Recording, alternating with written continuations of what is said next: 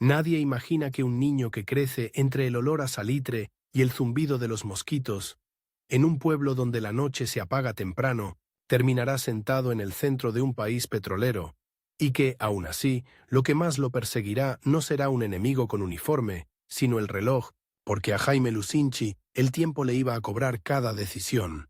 Primero con la urgencia de escapar de la pobreza, después con la prisa de aprenderlo todo antes de que la política lo devorara, y al final con una fecha límite que parecía escrita desde el principio: llegar, sí, pero llegar a tiempo. Aragua de Barcelona, Estado Anzoátegui, 27 de mayo de 1924. Venezuela todavía no es el país que se imagina a sí mismo como rico. Es un territorio desigual, con carreteras que se cortan, con escuelas que faltan, con familias que aprenden a sobrevivir antes que a soñar. En ese paisaje nace Jaime Ramón Lucinchi, en una casa donde el futuro no viene garantizado. Su infancia no tiene el brillo de las biografías cómodas. Tiene calor, tiene disciplina, tiene la sensación de que el mundo es grande y el pueblo es pequeño, y sobre todo tiene una pregunta que se le mete en la cabeza como una astilla. ¿Cómo se cambia un destino cuando todo alrededor parece diseñado para que no cambie? El niño crece mirando a los adultos hablar de política como quien habla del clima. Con resignación, con miedo, con la certeza de que las decisiones se toman lejos. Venezuela venía de la larga sombra de Juan Vicente Gómez, y aunque el país empezaba a moverse, el poder seguía oliendo a cuartel. En ese ambiente, la ambición no se anuncia, se esconde. Jaime aprende a observar, aprende a callar cuando conviene, aprende a escuchar lo que la gente dice en voz baja, y esa habilidad, la de leer el ambiente, será una de sus armas más peligrosas años después. Pero antes de la política aparece la medicina, no como un capricho, sino como una salida. Estudiar era una forma de huir sin irse del todo, de abrir una puerta en una pared. Lucinchi se traslada a Caracas para formarse como médico en la Universidad Central de Venezuela, y ahí el contraste es brutal. De un pueblo donde todos se conocen, a una capital que late con protestas, debates, pasillos llenos de ideas y de rabia. Caracas no solo le enseña anatomía, le enseña que el país está enfermo de algo más profundo que una fiebre. En la universidad, la política no es un tema, es el aire. Los estudiantes discuten el futuro como si fuera una urgencia médica, y lo era. Porque Venezuela vivía una tensión constante entre la promesa democrática y la tentación autoritaria. Lucinchi, con bata blanca y libros bajo el brazo, empieza a entender que curar cuerpos no basta si el sistema produce heridas nuevas cada día. La medicina le da método, diagnóstico, causa, tratamiento. La política le ofrece el campo de batalla. Se gradúa como médico y se especializa en pediatría. Hay algo simbólico en eso. Atender a niños en un país que todavía no sabe qué quiere ser. En los hospitales ve la desigualdad sin maquillaje, ve madres que llegan tarde porque no hay transporte, ve enfermedades que no deberían matar, pero matan, ve que la pobreza no es una estadística, es una sala de espera llena, y esa experiencia lo marca con una idea fija. El Estado no puede ser un espectador. Mientras tanto, el país se sacude. En 1945, la Revolución de Octubre abre una etapa de cambios. En 1948, un golpe militar corta el impulso. La democracia se vuelve frágil, como un vidrio recién puesto. Y en 1952-1958, la dictadura de Marcos Pérez Jiménez endurece el ambiente. Para muchos, la política se convierte en un riesgo real. Cárcel, exilio, silencio forzado, y aquí aparece el conflicto que va a definir a Lucinchi. No es solo entrar en política, es sobrevivir dentro de un sistema que castiga a quien se organiza. En esos años, Acción Democrática se convierte en un símbolo y en un objetivo. Ser ADECO no era una etiqueta, era una sentencia potencial. Lucinchi se vincula al partido y empieza a moverse en la estructura clandestina, en la organización paciente, en la política que se hace con cuidado porque un error puede costar la libertad. No es el político de micrófono todavía. Es el político de pasillo, de reunión discreta, de estrategia. Aprende a medir palabras. Aprende a no dejar rastros innecesarios. Aprende que la valentía sin cálculo es una forma rápida de desaparecer. Y sin embargo, no se vuelve un fanático. Su estilo no es el del incendiario, es el del que aguanta, el del que espera el momento exacto. Esa paciencia, que algunos confundirán con frialdad, nace de una realidad simple. En una dictadura, el tiempo es un enemigo. Cada día puede ser el último día de libertad, cada reunión puede ser una trampa, cada nombre en una lista puede ser una condena. Lucinchi vive con esa presión, y esa presión lo entrena. 1958. La dictadura cae. El país estalla en esperanza. Las calles se llenan de gente que siente que por fin el futuro se puede discutir en voz alta. Pero la caída de un régimen no garantiza la estabilidad. Solo abre la puerta a nuevas peleas. La democracia venezolana nace con enemigos. Militares inconformes, grupos armados, polarización, hambre de poder, y en ese escenario, Lucinchi da el salto a la política institucional, empieza a ocupar cargos dentro de Acción Democrática, a construir redes, a ganar confianza. No es el más carismático de la foto, pero es el que sabe cómo funciona la maquinaria. Y en política, la maquinaria decide tanto como los discursos. Su formación médica le da una ventaja. Trata los problemas como procesos, no como eslóganes. Observa, toma nota, busca el punto débil. Y su origen provinciano le da otra. Entiende a la Venezuela que no vive en Caracas.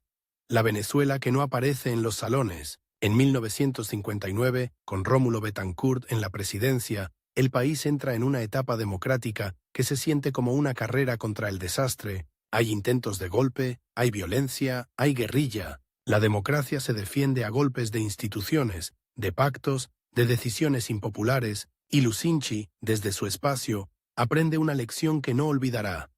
Gobernar no es prometer, es resistir. Su ascenso se vuelve más visible cuando llega al Congreso, se convierte en diputado, y desde ahí empieza a moldear su perfil.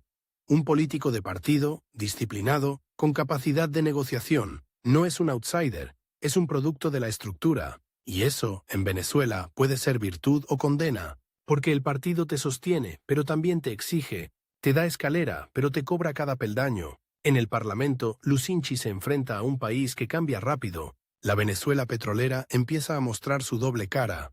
Riqueza en cifras, desigualdad en la calle, la gente escucha hablar de millones mientras sigue esperando agua, escuela, hospital, y él, que viene de la medicina, no puede ignorar el contraste. Empieza a interesarse por políticas sociales, por la idea de un Estado que no solo administre, sino que proteja, pero también entiende que el Estado venezolano es un animal enorme, lento, lleno de intereses cruzados. En los años 60, la política venezolana es un tablero con piezas peligrosas. La guerrilla, inspirada por la Revolución cubana, desafía al gobierno. La respuesta del Estado incluye represión, inteligencia, operaciones militares. El país vive con la sensación de que cualquier chispa puede incendiarlo todo, y en ese clima, Lucinchi se posiciona como un hombre de orden dentro de la democracia.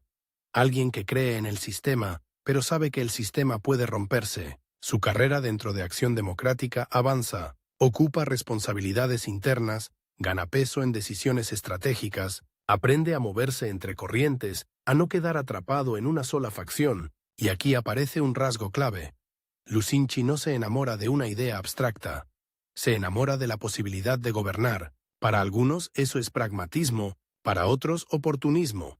Para él es supervivencia política. A finales de los 60 y comienzos de los 70, Venezuela entra en una etapa de modernización acelerada. El petróleo alimenta proyectos, carreteras, expansión del Estado, pero también alimenta corrupción, clientelismo, dependencia. Lucinchi observa cómo el dinero puede construir y destruir al mismo tiempo, ve cómo la política se llena de tentaciones, y entiende que el poder no solo se conquista, se administra, se reparte, se negocia. El que no entiende eso dura poco. En 1974, con Carlos Andrés Pérez en su primer gobierno, el país vive el auge petrolero como una fiesta. Se habla de la Gran Venezuela. Se multiplican los planes, las obras, la sensación de que todo es posible, pero Lucinchi, que ya ha visto demasiadas salas de espera llenas, sabe que las fiestas nacionales suelen terminar con resaca, y esa intuición, la de que el ciclo se va a cerrar, lo vuelve más cuidadoso. Empieza a construir una imagen de hombre serio,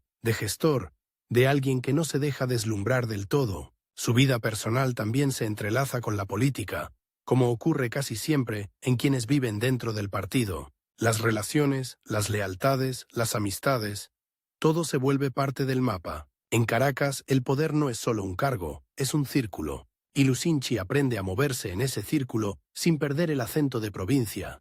sin perder la capacidad de hablar con el que no tiene nada y con el que lo tiene todo. Pero el verdadero motor de esta primera etapa no es el brillo, sino la presión, porque mientras él sube, el país se complica. La democracia se estabiliza, sí, pero también se burocratiza. La gente empieza a desconfiar, los partidos se vuelven máquinas de ganar elecciones y a veces olvidan para qué ganan. Y Lucinchi, que ha apostado su vida a esa estructura, siente el peligro. Si el sistema pierde legitimidad, todos los que viven de él se hunden. Ahí aparece su primera gran carrera contra el tiempo. Consolidarse antes de que la confianza se rompa. No puede esperar décadas, no puede darse el lujo de ser promesa eterna, tiene que convertirse en opción real, y para eso necesita algo más que cargos. Necesita reputación, necesita alianzas, necesita demostrar que puede sostener el peso de una crisis. En los pasillos del poder, su nombre empieza a sonar con más fuerza, no como el más ruidoso, sino como el más constante, el que no se quema en un escándalo, el que no se rompe en una pelea interna, el que sabe esperar. Y esa espera no es pasiva, es una construcción silenciosa, ladrillo por ladrillo, de un perfil que un día podría ser presidencial.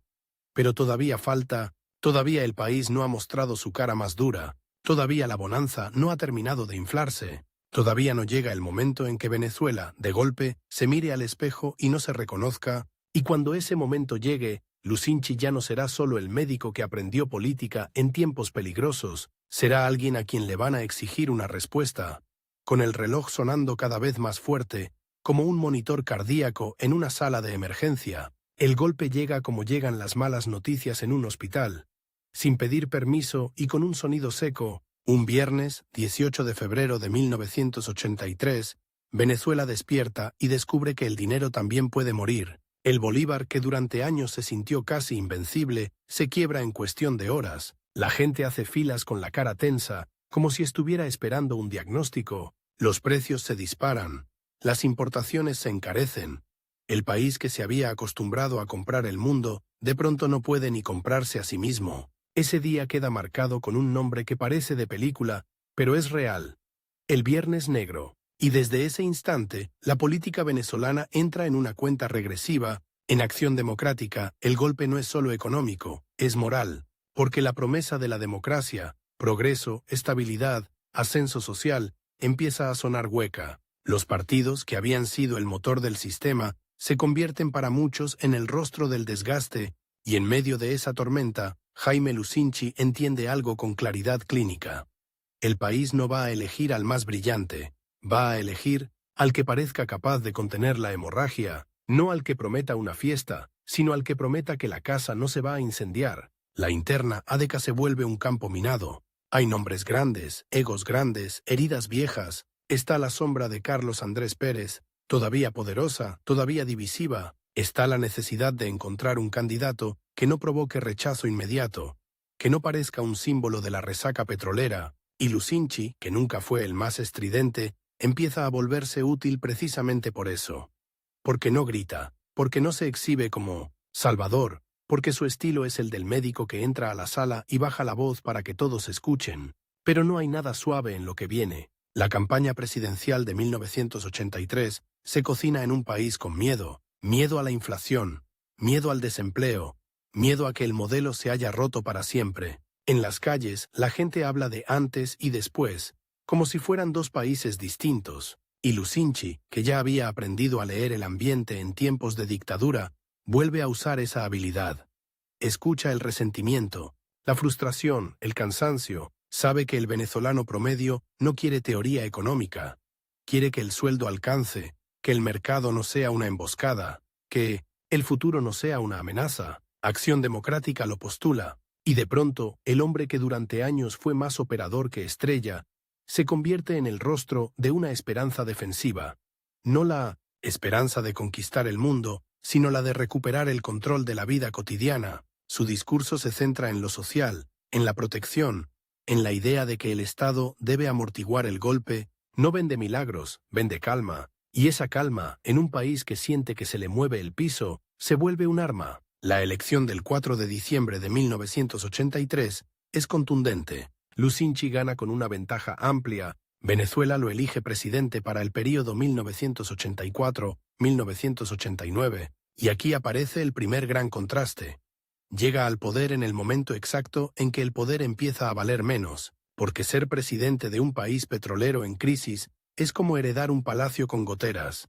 Por fuera sigue siendo palacio, pero por dentro el agua ya está dañando las paredes. El 2 de febrero de 1984 asume la presidencia. La ceremonia tiene el brillo institucional de siempre, pero el ambiente es otro. No hay euforia, hay expectativa tensa, y desde el primer día el reloj se le instala en el escritorio. No es un reloj simbólico, es el calendario económico, la presión social, la deuda externa, la inflación, la escasez de divisas. 5 años parecen mucho en un discurso. En una crisis, 5 años son un parpadeo. Su primer movimiento es político y psicológico. Necesita que el país sienta que alguien está al mando. Lusinchi arma un gobierno con figuras de su confianza y con equilibrios internos que eviten una guerra dentro de su propio partido, porque su conflicto principal no es solo con la economía, es con el sistema que lo sostiene. Acción Democrática es su plataforma, pero también su jaula. Tiene que gobernar sin romper el partido y al mismo tiempo tiene que salvar al partido de la furia de la calle. Si falla, no cae solo él. Cae la credibilidad de toda una era. La economía lo obliga a decisiones incómodas. Se mantiene un control de cambios, Recadi, que pretende administrar las divisas en un país donde el dólar se vuelve obsesión nacional. En teoría, es un dique para contener la fuga y ordenar importaciones. En la práctica, se convierte en un territorio peligroso, donde la discrecionalidad abre la puerta a la corrupción, donde el acceso al dólar preferencial puede significar fortunas instantáneas. Es un mecanismo que nace como respuesta de emergencia y termina como símbolo de un Estado que intenta controlar el caos, y a veces lo alimenta. Mientras tanto, Lusinchi busca oxígeno social, impulsa políticas para sostener el consumo, para evitar que el golpe se convierta en estallido. Hay aumentos salariales, programas de asistencia, intentos de mantener cierta paz en la calle. Su apuesta es clara: si la gente aguanta, el sistema aguanta. Si el sistema aguanta, él puede negociar con el tiempo, pero el tiempo no negocia gratis. En esos primeros años, su popularidad sube, y eso sorprende a muchos, porque gobernar en crisis suele ser una sentencia. Sin embargo, Lusinchi logra proyectar cercanía, un tono menos grandilocuente que el de la bonanza. Se muestra como un presidente que escucha, que habla con sindicatos, que busca acuerdos. Su estilo es el del administrador que intenta que el barco no se hunda, aunque ya no pueda prometer que llegará más rápido. Pero la tensión crece por debajo. La deuda externa aprieta como un torniquete, los acreedores exigen pagos, los organismos internacionales presionan, y el margen de maniobra se reduce. Cada decisión económica tiene un costo político inmediato. Si ajusta demasiado, la calle explota. Si no ajusta, la economía se descompone más. Es una medicina amarga en un paciente que ya está débil. Y el presidente, médico de formación, se encuentra en la peor situación clínica.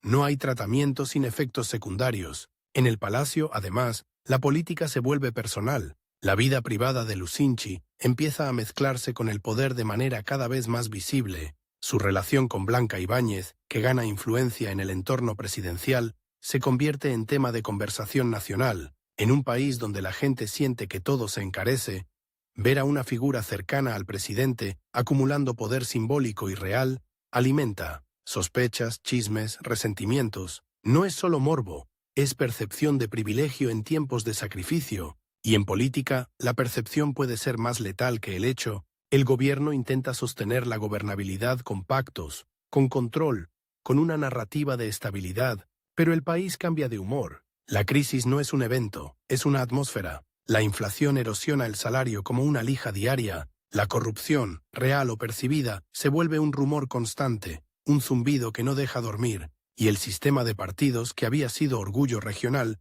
empieza a parecer una maquinaria cerrada, más preocupada por sobrevivir que por transformarse. En ese contexto, el conflicto de Lusinchi se vuelve doble. Por un lado, la economía que no perdona; por otro, la propia estructura política que lo empuja a decisiones de corto plazo, porque cada medida debe pasar por el filtro del partido, de los aliados, de los grupos internos. Gobernar se convierte en una negociación permanente, y cada negociación consume tiempo, energía, credibilidad.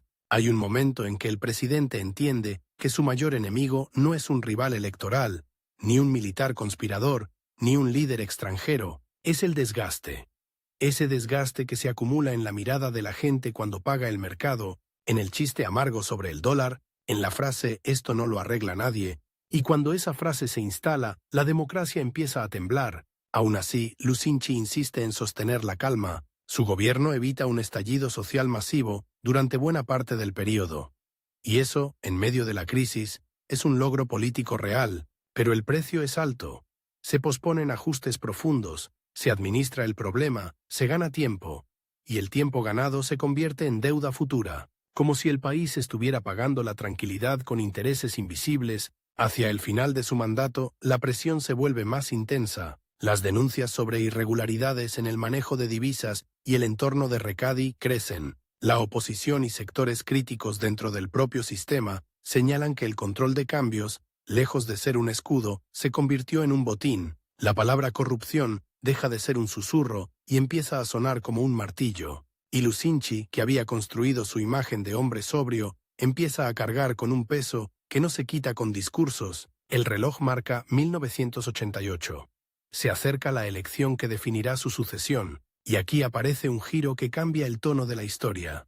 Lucinchi, el hombre que llegó como antídoto contra la resaca, termina siendo parte del mismo sistema que la gente empieza a rechazar con rabia. Su partido busca mantenerse en el poder. La figura que emerge con fuerza es la de Carlos Andrés Pérez, que regresa como candidato, prometiendo un nuevo rumbo. Para muchos es la vuelta del pasado con otro traje, para otros es la última carta antes del abismo. Lucinchi entrega el mando el 2 de febrero de 1989. La ceremonia ocurre, la banda presidencial cambia de hombro, las cámaras registran sonrisas formales, pero el país que recibe el nuevo presidente es una caja de fósforos. Y lo que viene, apenas semanas después, el estallido social conocido como el Caracazo, hará que muchos miren hacia atrás y entiendan que la calma de los años anteriores no era cura, era anestesia. Lucinchi sale de Miraflores con una mezcla extraña de balance, popularidad en ciertos sectores, críticas feroces en otros y una sombra creciente sobre su entorno. El poder, que durante 5 años lo protegió, ahora lo deja expuesto, porque en Venezuela, cuando termina el mandato, empieza otra batalla, la de la memoria pública. Y esa memoria no se escribe con tinta, se escribe con rabia, con titulares, con investigaciones, con enemigos que ya no tienen que callar. Y mientras el país entra en una nueva fase de convulsión, Jaime Lucinchi se enfrenta a una verdad que pocos presidentes admiten. Gobernar fue solo la mitad del desafío, la otra mitad es sobrevivir a lo que el poder deja detrás, porque el reloj que lo persiguió desde joven no se detuvo al salir del palacio, solo cambió de sonido. Ahora ya no era el monitor de una sala de emergencia, era el tic-tac de una pregunta que se haría cada vez más fuerte. ¿Qué precio tuvo aquella calma? Dicen que el poder es una coraza, pero en Venezuela a veces es una bata de hospital. Te la pones para entrar a la sala de urgencias, y cuando sales, todos ven las manchas. Jaime Lucinchi había vendido calma en medio del pánico, y durante un tiempo pareció lograrlo. Ahora, con el país anestesiado y el reloj corriendo hacia 1989, la pregunta se vuelve insoportable. ¿Cuánta sangre se escondió debajo de esa tranquilidad? Porque gobernar, para él, no fue una epopeya de grandes discursos, fue una guardia interminable, cada mañana un parte médico distinto, inflación que sube, reservas que bajan, deuda que aprieta, sindicatos que exigen, empresarios que presionan, y un Estado que intenta controlar el dólar como quien intenta sujetar agua con las manos, y en el centro de todo, el mecanismo que definió su presidencia como una cicatriz. Recadi, el régimen de cambio diferencial. La idea, en el papel, sonaba a salvavidas, control de cambios para administrar divisas, priorizar importaciones esenciales, evitar que el país se desangrara por la fuga de capitales. En la calle, sin embargo, el dólar se convirtió en una religión, y el acceso al dólar preferencial, en un milagro reservado para pocos. Bastaba una firma, un permiso, una gestión en el lugar correcto, para que una empresa comprara dólares baratos y los revendiera, caros, o importara con sobreprecio, o simplemente desapareciera con el botín. El control, que debía ser dique, empezó a parecer compuerta. Y cuando un país vive con la sensación de que el dinero se evapora, la sospecha de que alguien lo está capturando se vuelve veneno. Lucinchi lo sabía, y aún así lo sostuvo, porque su conflicto real no era solo económico, era político, estructural, casi biológico. Si soltaba el control de cambios de golpe, el bolívar podía caer como un paciente sin suero. Si lo mantenía, alimentaba un monstruo de discrecionalidad. Era elegir entre dos tipos de dolor, y él, médico, optó por el dolor que no se ve de inmediato. Mientras tanto, su gobierno se movía con una lógica clara: evitar el estallido. En vez de un ajuste brutal, buscó amortiguar. Hubo aumentos salariales, programas sociales, negociaciones con sindicatos, intentos de sostener el consumo. La paz social se volvió una prioridad casi obsesiva. En un continente donde los ajustes habían encendido protestas y golpes, Lucinchi quería que Venezuela siguiera siendo la excepción, y por un tiempo lo consiguió. Su popularidad llegó a ser alta incluso en crisis, algo que parecía contra natura, pero esa popularidad tenía un precio, el futuro, porque la economía no perdona la magia. La deuda externa seguía allí, como una piedra en el pecho. Los acreedores exigían pagos, los bancos miraban con lupa, y el margen de maniobra se estrechaba. En los pasillos del poder, la palabra renegociación sonaba como una plegaria repetida. Su gobierno buscó reestructurar plazos, ganar aire, estirar el tiempo, y el tiempo, otra vez, era el verdadero enemigo.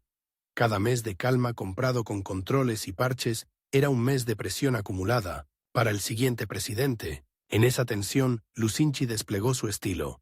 Menos show, más operación. Reuniones, acuerdos, llamadas, mediación. Un presidente que hablaba como quien intenta bajar la fiebre, no como quien promete inmortalidad, y eso conectó con una parte del país. El venezolano que no quería aventuras, que quería llegar a fin de mes sin sentir que el suelo se abría. La política, en esos años, se volvió administración del miedo. Pero el miedo tiene otra cara, la rabia, y la rabia empezó a buscar un rostro. Lo encontró muchas veces en el entorno presidencial. La figura de Blanca Ibáñez, cercana a Lucinchi y cada vez más visible, se convirtió en un símbolo explosivo, no porque la vida privada de un presidente fuera novedad, sino porque en tiempos de sacrificio cualquier señal de privilegio se amplifica, como un grito en un cuarto vacío. Se hablaba de influencia, de favores, de decisiones que pasaban por un círculo íntimo. En un país donde el ciudadano común hacía malabares para comprar comida, la idea de una corte alrededor del poder era gasolina. Y entonces, como en las historias donde el villano no entra por la puerta principal, sino por una rendija, la corrupción dejó de ser rumor y empezó a tomar forma. Recadi se volvió el nombre que la gente pronunciaba con una mezcla de burla y furia. Dólares preferenciales, empresas de maletín, importaciones fantasmas. Cada denuncia era una escena. Contenedores que llegaban con menos mercancía de la declarada, facturas infladas, permisos otorgados con una rapidez sospechosa. El país veía cómo el Estado intentaba controlar el caos y al mismo tiempo parecía repartir oportunidades para saquear. Lucinchi, atrapado, intentó sostener la narrativa de estabilidad, y aquí aparece uno de los giros más crueles de su presidencia. Cuanto más se esforzaba por mantener la calma, más se acumulaba la sensación de que esa calma era una fachada, como si el gobierno hubiera aprendido a apagar incendios visibles mientras el humo llenaba los cuartos de atrás. En el tablero político, además, el presidente tenía que lidiar con su propio partido. Acción Democrática no era una máquina dócil. Era un animal grande, con facciones, ambiciones y cuentas pendientes. Gobernar significaba también repartir poder, contener rivalidades, evitar que la interna se convirtiera en guerra abierta, y el calendario electoral era una guillotina lenta. 1988 se acercaba, y con él la batalla por la sucesión. Ahí, el tiempo se volvió una amenaza concreta. Lucinchi tenía una fecha de caducidad: 2 de febrero de 1989. No podía reelegirse, no podía extender el mandato, no podía detener el reloj, y en política, cuando todos saben que te queda poco, empiezan a moverse como si ya no estuvieras. Los aliados calculan, los enemigos se animan, los oportunistas se acercan. El poder empieza a escaparse antes de que lo entregues. En ese clima, la decisión de su partido fue una bomba con mecha corta. El regreso de Carlos Andrés Pérez como candidato, para muchos, era la vuelta del líder carismático de la bonanza petrolera. Para otros, el símbolo de todo lo que había llevado al país a la resaca. Lucinchi, que había llegado como alternativa sobria al exceso, terminaba abriendo la puerta a un retorno que dividía emociones, y esa elección interna no era solo estrategia, era una confesión del sistema, como si la democracia venezolana, acorralada, buscara refugio en sus viejos mitos. Mientras tanto, la economía seguía tensándose. El bolívar, controlado y vigilado, no recuperaba la confianza. La inflación seguía mordiendo. El Estado, cargado de compromisos, se movía con dificultad, y el ciudadano común vivía una contradicción diaria. Por un lado, no había estallido. Por otro, la vida se hacía más cara, más incierta, más áspera. La calma era real, sí, pero era una calma con los puños apretados. Hacia el final del mandato, las denuncias sobre Recadi crecieron con fuerza. Ya no eran solo comentarios de esquina. Eran investigaciones, expedientes, nombres que empezaban a circular. El control de cambios, que había sido presentado como medicina, se veía cada vez más como un mercado negro con sello oficial, y el golpe a la imagen de Lucinchi fue especialmente duro, porque su marca personal había sido la sobriedad. No era el presidente del lujo ostentoso, era el presidente del tono bajo. Por eso, cuando la sombra de la corrupción se proyectó sobre su gobierno, el contraste fue brutal. El hombre que prometió contención parecía haber permitido un festín silencioso, y sin embargo, incluso en ese desgaste, Lucinchi conservó algo que pocos logran en crisis: una conexión emocional con sectores populares que lo veían como alguien que al menos intentó evitar el desastre inmediato. Esa ambigüedad es parte de su tragedia política. Para unos fue el que sostuvo la paz, para otros el que postergó la verdad y dejó una bomba para el siguiente. El 2 de febrero de 1989, cuando entrega la banda presidencial, el acto tiene la coreografía habitual: formalidad, aplausos, cámaras, pero el aire es distinto. No es el final de una película, es el cambio de guardia en una sala de urgencias donde el paciente sigue grave. Lucinchi sale de Miraflores y con él sale una forma de administrar la crisis: la del parche, la negociación, el control, la anestesia. Y el giro más inquietante es que su presidencia, vista desde ese umbral, parece un puente construido a toda velocidad sobre un abismo, un puente que aguantó lo suficiente para que el país cruzara sin caer, pero que dejó grietas invisibles en la estructura, grietas que, apenas semanas después, con el estallido social que sacudiría a Venezuela, harían que muchos miraran hacia atrás y entendieran que la calma no era victoria, era cuenta regresiva, porque el verdadero enemigo de Jaime Lucinchi nunca fue un candidato rival ni un general conspirador. Fue el tiempo que le exigía resultados imposibles, el tiempo que convertía cada decisión en deuda, el tiempo que al final lo empujó fuera del palacio y lo dejó frente a la pregunta más peligrosa para un expresidente. Cuando se apagan las luces del poder, ¿qué queda encendido en la memoria de un país? Dicen que cuando un presidente deja el palacio, por fin puede dormir. Pero hay salidas que no son una puerta, son una escena del crimen. Jaime Lucinchi se fue de Miraflores el 2 de febrero de 1989 y en cuestión de días Venezuela ardió, y entonces ocurrió el contraste que lo perseguiría hasta la tumba. El hombre que había vendido calma fue recordado como el que dejó la mecha encendida. El país estalló con el Caracazo a finales de febrero: saqueos, represión, muertos, una ciudad convertida en un ruido de vidrio roto y disparos. Y aunque el responsable directo de las decisiones de ese momento era el nuevo gobierno, la conversación pública empezó a girar como un bisturí buscando la cicatriz anterior. ¿Qué se había postergado durante 5 años para que todo explotara así? En la memoria colectiva, el final de Lucinchi dejó de ser un cierre y se volvió prólogo, como si su presidencia hubiera sido una sala de espera. El paciente no se curó, solo aguantó, y al salir se desplomó en la calle. Para un expresidente, ese es el peor tipo de herencia. No la que se firma, sino la que se grita. Y Lucinchi, que había gobernado con la obsesión de evitar el estallido, vio cómo el estallido se convertía en el marco inevitable para juzgarlo. Su conflicto con el tiempo no terminó al entregar la banda. Cambió de forma. Ya no era el reloj del mandato, era el reloj de la justicia, de la opinión pública, de los expedientes que se abren cuando el poder ya no protege. Porque el poder, mientras existe, es un paraguas. Cuando se cierra, cae todo lo que estaba suspendido en el aire.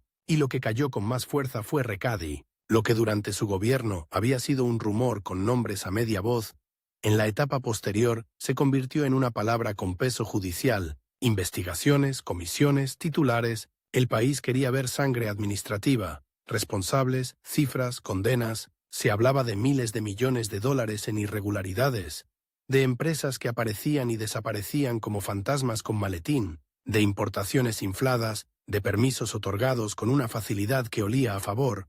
El control de cambios, que había sido presentado como medicina, quedó retratado como un sistema que permitía que unos pocos bebieran del suero mientras el resto miraba desde la camilla, y entonces el foco se estrechó, porque en Venezuela, cuando la corrupción se vuelve historia nacional, siempre termina buscando un rostro, y el rostro que más se repetía en conversaciones, caricaturas y denuncias era el de Blanca Ibáñez. La relación de Lucinchi con Ibáñez, que había sido parte del escándalo político y mediático en los años finales de su mandato, se transformó en la etapa posterior en un símbolo de algo más grande. La sospecha de que el Estado había tenido una puerta lateral. Se habló de influencias, de privilegios, de decisiones que pasaban por un círculo íntimo, y aunque la vida privada de un presidente no debería ser tribunal, la política no funciona con debería. Funciona con percepciones. Y en un país golpeado, la percepción es dinamita. En 1991, Lucinchi se casó con Blanca Ibáñez. Para algunos fue un gesto de desafío. Para otros, una confirmación de todo lo que se murmuraba. La imagen era potente.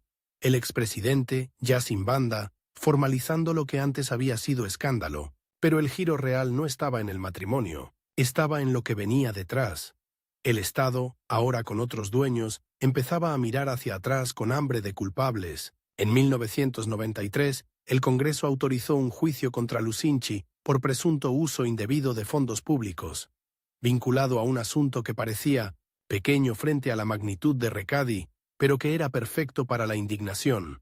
La compra de vehículos con recursos del Estado, para el uso de Blanca Ibáñez. La escena era casi cinematográfica por su crueldad simbólica. Mientras el país contaba muertos del Caracazo y se preparaba para una década de terremotos políticos, el expresidente era señalado por carros. No era solo el objeto, era el mensaje. El privilegio, en tiempos de hambre, se vuelve pecado capital. Lucinchi negó irregularidades, se defendió. Pero ya no estaba en la sala de operaciones, estaba en la sala de interrogatorio, y ahí el tiempo vuelve a apretar. No el tiempo de gobernar, sino el tiempo de escapar del relato que otros escriben sobre ti, porque en Venezuela, a comienzos de los 90, el sistema político entero empezó a crujir. En 1992, ocurrieron 2 intentos de golpe de Estado contra Carlos Andrés Pérez. El país vio tanques, vio militares alzados, vio en televisión a un teniente coronel llamado Hugo Chávez asumiendo la responsabilidad por ahora. La frase quedó clavada como un cuchillo en la memoria nacional, y en ese nuevo paisaje, los expresidentes de la democracia puntofijista dejaron de ser exmandatarios. Pasaron a ser los de antes, los rostros de una era que empezaba a ser acusada de todo. Lucinchi, que había sido el presidente de la contención, quedó atrapado en una paradoja. Su estilo moderado ya no servía como defensa. En un país que se radicalizaba emocionalmente, la moderación se interpretaba como cálculo, y el cálculo como culpa. La presión judicial y política creció, y entonces llegó una decisión que para muchos fue el punto de no retorno en su imagen pública. Lucinchi salió de Venezuela y se instaló en Estados Unidos. Para sus seguidores era un hombre buscando garantías ante un clima de persecución. Para sus críticos era una fuga. La palabra exilio se mezcló con evasión en la misma frase. Y eso es letal. Cuando 2 interpretaciones opuestas usan el mismo hecho, el personaje pierde el control de su propia historia. Desde fuera, Lucinchi observó cómo el país se transformaba en algo que él ya no podía administrar con llamadas y acuerdos. Vio caer a Carlos Andrés Pérez, destituido en 1993 por corrupción. Vio cómo Rafael Caldera regresaba al poder en 1994, en un giro que parecía confirmar que Venezuela estaba atrapada en un carrusel de viejos nombres, y vio, sobre todo, cómo el resentimiento contra la clase política tradicional se convertía en un río que ya no cabía en el cauce. Mientras tanto, su propia vida se iba estrechando a un corredor de tribunales, entrevistas y silencios. En 1994, la Corte Suprema de Justicia dictó una decisión condenatoria en su contra por el caso de los vehículos. La noticia se sintió como un golpe seco. Un expresidente condenado, en un país donde la impunidad había sido parte del paisaje, aquello era un símbolo, para algunos justicia tardía, para otros un sacrificio político, para Lucinchi era la confirmación de que el paraguas se había cerrado para siempre. Y aquí aparece otro giro, más íntimo y más humano. El médico que había pasado su vida tratando de controlar crisis ajenas, ahora no podía controlar la suya, porque el juicio no solo lo perseguía en lo legal, lo perseguía en lo moral. En la política, la condena más dura no es la de un tribunal, es la de la conversación cotidiana, esa que no prescribe. Los años pasaron y Venezuela siguió girando hacia un cambio radical. En 1998, Hugo Chávez ganó las elecciones. La Cuarta República, ese nombre que se volvió etiqueta y acusación, quedó oficialmente enterrada en el discurso del nuevo poder, y con ese entierro, los expresidentes de Acción Democrática y COPEI se convirtieron en piezas de museo, pero un museo al que se le lanzaban piedras. Lucinchi, desde la distancia, era un fantasma útil. El ejemplo de lo que se decía que había sido el pasado, Recadi, el control de cambios, la corrupción, el amiguismo, la corte alrededor del presidente. Su nombre aparecía como advertencia, y lo más duro para alguien que había construido su identidad en la idea de evitar el desastre, es que el nuevo relato lo colocaba como parte del desastre. Sin embargo, la historia rara vez es limpia, porque incluso quienes lo criticaban reconocían algo incómodo. Durante su mandato, Venezuela no vivió el estallido que vivieron otros países de la región con ajustes brutales. Su gobierno, con todos sus parches, había comprado tiempo, y comprar tiempo, en política, puede ser un acto de compasión o un acto de cobardía. La diferencia la decide lo que ocurre después. Y lo que ocurrió después fue tan violento que su compra de tiempo empezó a verse como una hipoteca impagable. En lo personal, su vida también cambió de forma. Su matrimonio con Blanca Ibáñez terminó en divorcio años más tarde, y esa ruptura, silenciosa, tuvo un efecto extraño. El símbolo que había alimentado parte del escándalo se desvanecía, pero el daño ya estaba hecho. En política, los símbolos no necesitan permanecer. Basta con que hayan existido. Lucinchi envejeció lejos del centro del poder. Ya no era el hombre que negociaba con sindicatos y empresarios. Era el hombre que leía su nombre en artículos sobre la decadencia de una era. Su figura se volvió más opaca, más distante, y aún así, seguía siendo una pieza clave para entender un país. El presidente que intentó administrar la crisis sin romper la paz social y que terminó asociado a un sistema de corrupción y discrecionalidad que marcó a toda una generación. En 2014, Jaime Lucinchi murió el 21 de mayo, pocos días antes de cumplir 90 años. Murió en Caracas, después de años en los que su presencia pública había sido intermitente, casi espectral, y su muerte no cerró el debate, lo reabrió, porque cuando muere un expresidente, el país no solo despide a una persona, discute consigo mismo. ¿Quién fue Lucinchi? ¿El médico que sostuvo al paciente para que no se desangrara en la mesa? ¿O el médico que, por miedo a una cirugía dolorosa, dejó crecer la infección? ¿El presidente que evitó un ajuste brutal y mantuvo cierta estabilidad? ¿O el político que permitió que un sistema como Recadi se convirtiera en una fábrica de privilegios? La respuesta, como casi todo en Venezuela, es una mezcla incómoda. Su legado no es una estatua, es una advertencia. La advertencia de que la estabilidad puede ser una ilusión cara, que la paz social puede comprarse con deuda y con controles que abren puertas a la corrupción, que el tiempo que ganas hoy puede convertirse en el incendio de mañana, y quizá el detalle más inquietante de su biografía es este. Lucinchi no fue el presidente del gran gesto heroico, ni del gran villano caricaturesco, fue el presidente del aguanta un poco más, el hombre que creyó que podía negociar con el reloj, pero el reloj al final siempre cobra, porque el verdadero juicio sobre Jaime Lucinchi no ocurrió solo en tribunales ni en titulares, ocurrió en la calle, cuando el país entendió que la calma también puede ser una forma de peligro, y esa es la razón por la que su historia sigue siendo tan difícil de escuchar sin incomodidad. No habla solo de un hombre, habla de un país entero intentando sobrevivir a base de aplazar lo inevitable, hasta que lo inevitable llega sin pedir permiso.